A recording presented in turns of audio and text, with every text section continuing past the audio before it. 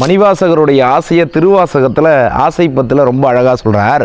மொய்ப்பால் நரம்பு கயிறாக மூளை என்பு தோல் போர்த்த குப்பாயம்புக்கு இருக்கையில்லேன் கூவிக்கொள்ளாய் கோவேயோ எப்பால் அவருக்கும் அப்பால் ஆம் என் அமுதேயோ அப்பா காண ஆசைப்பட்டேன் கண்டாய் அம்மானே.